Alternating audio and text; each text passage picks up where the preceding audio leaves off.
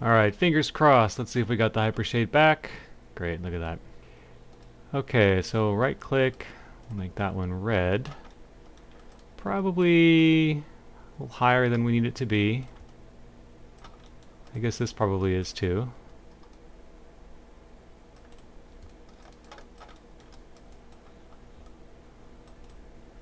So I kind of want to make this a little bit darker and a little bit flatter just so it's a little easier to see what's going on, because we're going to need to make these little middle gray ones here.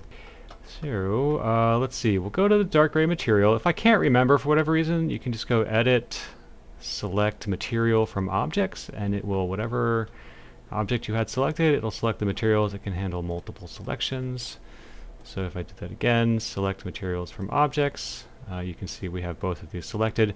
However, selecting a material and selecting an object are it's the same thing as selecting another object. It'll deselect the one that you've got. So I think you could probably do like a shift select and select materials and objects, but if you're selecting these, you're going to deselect these. So that's why you just want to kind of be a little bit aware that that will happen.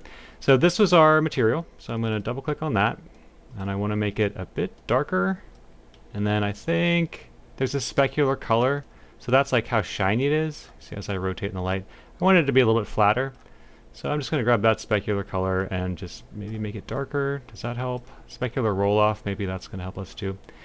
I really don't want to spend any time, any more than the 3 seconds necessary to show you how this stuff works, like assign a color, sure, whatever.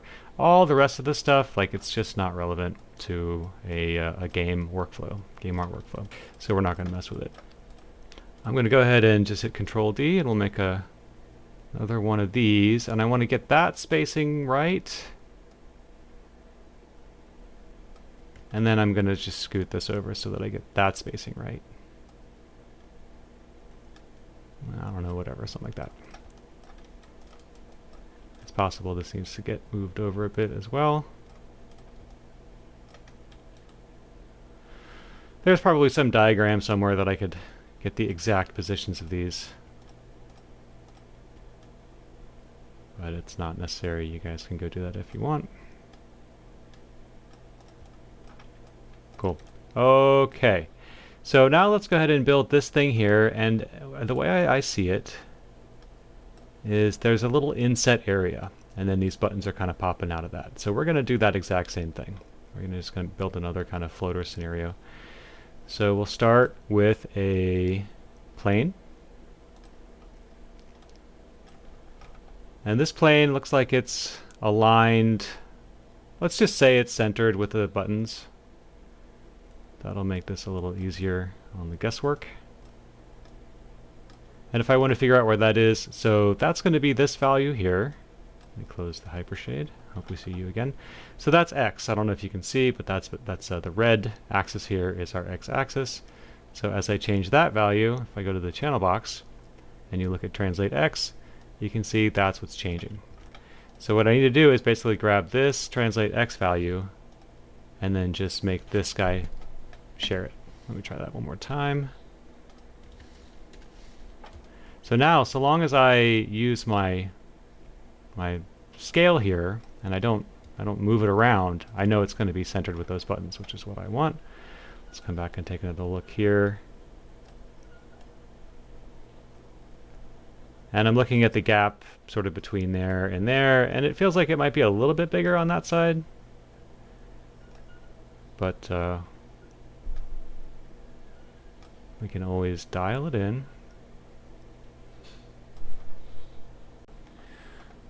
And what I'm going to want to do here to get this inset area is I need a consistently thick edge loop around the outside. So right now I don't have that, just because the number of subdivisions in the height and the width are the same, but it's kind of rectangular here. So let's see if I can just increase these so we could get something that looks a little bit more squared off. I think that's probably about right.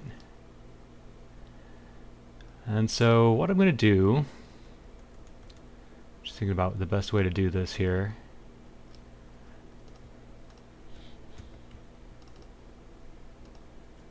Kind of want to just grab all these inside faces. So maybe I'll just go to the top view here.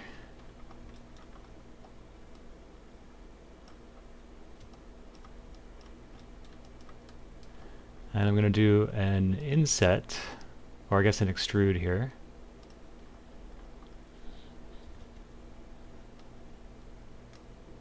And again, I need to make sure I'm getting a consistent density.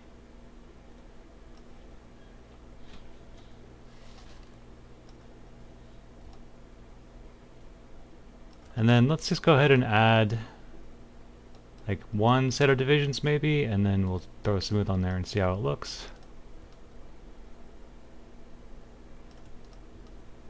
That's not too bad, but maybe even one more level of division. So this is what I saw before. It does something very peculiar here. I'm not sure why that's happening, but I'm just going to delete the smooth face. But just be aware that this is not normal. You see this, that's a problem. So we'll go to Attribute Editor, find the smooth, we'll select it, we'll delete it, and we'll just add a new one.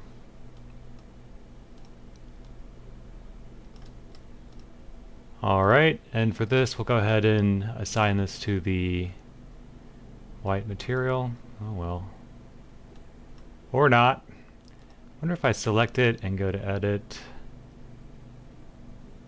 select materials from objects. So I've just selected the correct material, and I bet I can assign it in here too. I'm not sure if I've ever gone through this menu. Well, I'm sure there's some way to do it, but we'll just try that hypershade again in a minute. And in the meantime, so look at this. I feel like this actually needs to be rounder. So I'm going to drop down to my, this is the add divisions, and just get that feeling a little bit rounder.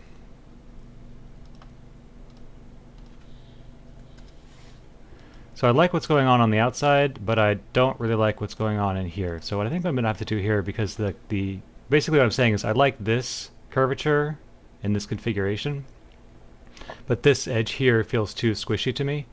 So I'm actually just going to have to support that with Geo. That's no big deal.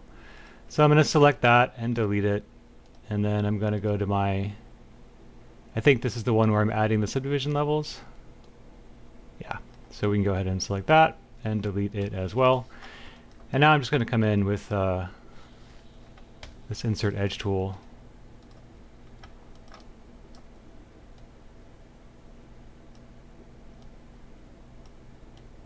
I'll put a couple supporting edges in there. And I don't think we're likely to hit any issues on that edge with the smoothing being inconsistent, but we'll know in just a minute. So let me go ahead and hop into object mode, and we'll add a smooth.